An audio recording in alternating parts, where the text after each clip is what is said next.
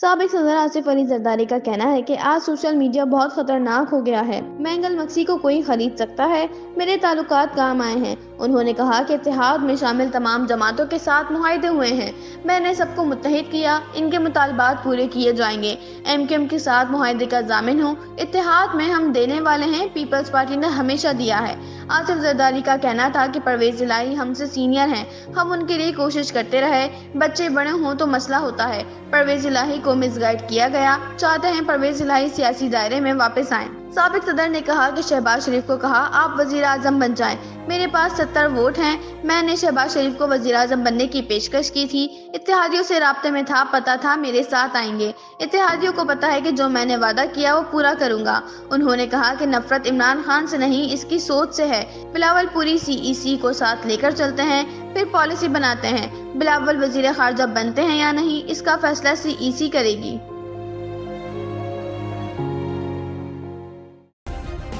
Subscribe کریں اور بیل دبائیں تاکہ کوئی خبر رہ نہ جائے۔